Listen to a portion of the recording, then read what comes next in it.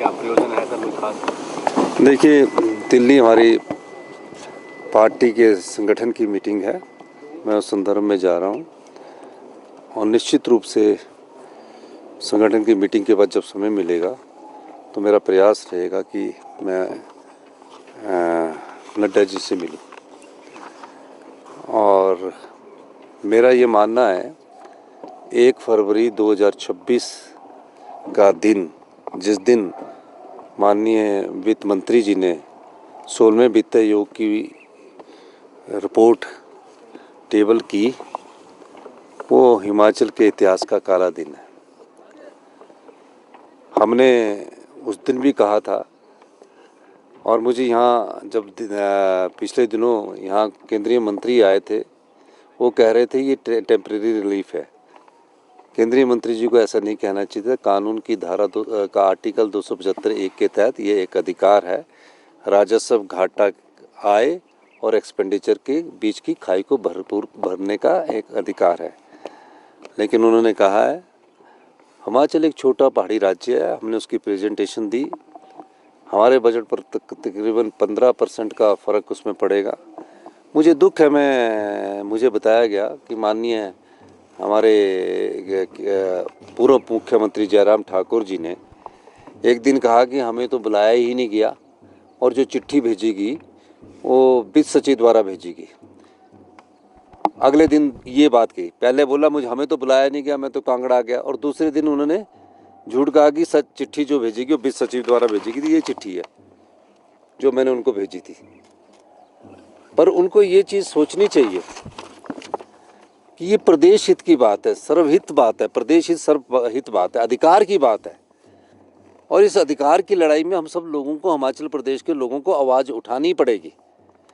आप अपने अगर हमारे साथ नहीं जाना आप जाना चाहते तो सारे एमएलए लेके भारतीय जनता पार्टी और एमपी जाके प्रधानमंत्री मोदी से मांग करें कि आरडीजी एक अधिकार है और हिमाचल कभी भी रेवेन्यू सरप्लस स्टेट नहीं हो सकता है।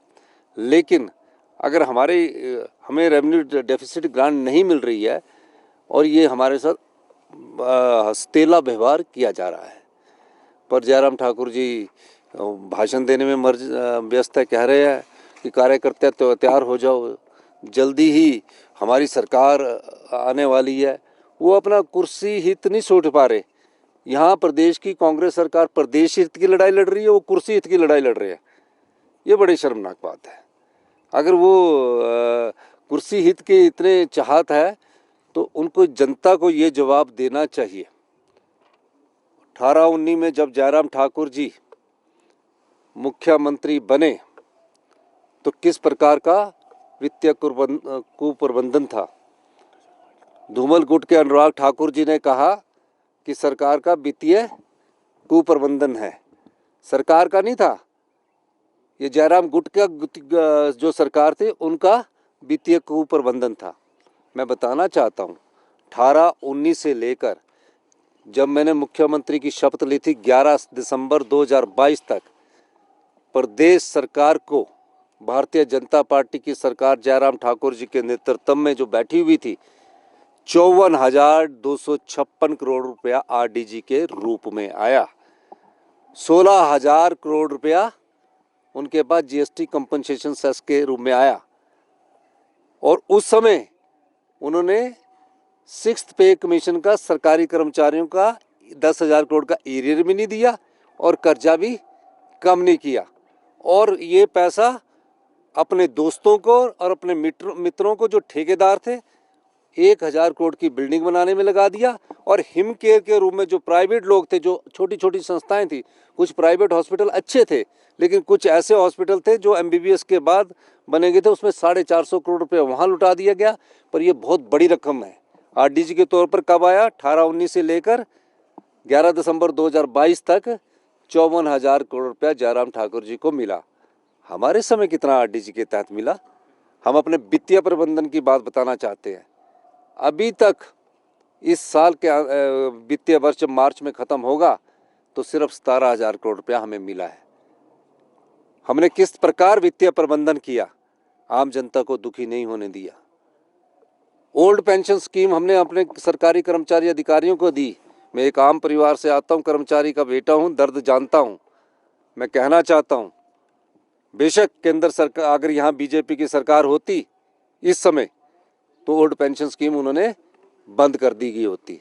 लेकिन मैं आपको कह सकता हूँ, वित्त सचिव के बाद भी हम ओल्ड पेंशन स्कीम को बंद नहीं करेंगे और अपने संसाधनों को और मजबूत करेंगे। आरडीजी 17,000 करोड़ 3 साल में मिली है, फिर भी हम आगे बढ़ रहे हैं। हमारा वित्तीय प्रबंधन ही है। वित्तीय कुप्रबंध अनुराग ठाकुर जी को पूछना चाहिए कि जिनके समय 54,000 करोड़ रुपया आरडीजी के रूप में मिला, 16,000 करोड़ रुपया जीएसटी कंपनसेशन के रूप में मिला, और एडिशनल बोरिंग का भी मैं डाटा भी बताऊंगा। इस बात का जवाब नहीं देते। कहते कार्यकर्ता तैयार हो जाओ, हमारी सरकार आने वाली है। सरकारें आती है, सरकारें जाती है, लेकिन प्रदेश हित के अधिकार की लड़ाई जो पार्टी नहीं लड़ेगी, वो प्रदेश के लोगों के साथ धोखा कर रही है। तो इस प्रकार की बात करना कि हमें बुलाया नहीं गया, न्योता नहीं दिया गया, न्योता देने की बात नहीं होती। ये प्रदेश के आम लोगों का दर्द होता है, गरीब लोगों का दर्द होता है। मैं एक और बात कहना चाहता हूँ, हम अपने संसाधनों से गरीब की कोई भी योजना बंद नहीं करेंगे, गरीब को उसका अधिकार मिलेंगे, लेकिन हम अच्छे फैसले करके, कड़े फैसले करके, जो हमने 3 साल में 3,380 करोड़ रुपए का राजस्व अतिरिक्त कमाया, आगे बढ़ेंगे। ये हमारा मानना है। और मेरा ये मानना है कि अभी भी भारतीय जनता पार्टी वालों, जयराम ठाकुर जी और उनके विधायक दल को मैं कहता हूँ, सद्बुद्धि दो लो और कृपा करके इस अधिकार को लड़ाओ।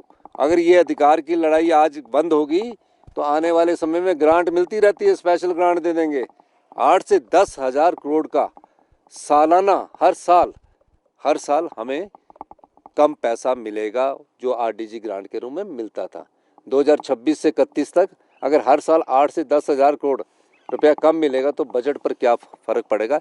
ये बात आम जनता, गरीब जनता को सोचनी है। हम भी जनता से चुनकर आए हुए हैं, जनता के प्रतिनिधि हैं, और जो हमने फैसले वित्तीय प्रबंधन के द्वारा किए हैं और आगे और सुधार करेंगे, हमने उन सब चीज़ों को कम किया है और आने वाले समय में उन सुधारों का फायदा आम जनता को भी मिलेगा।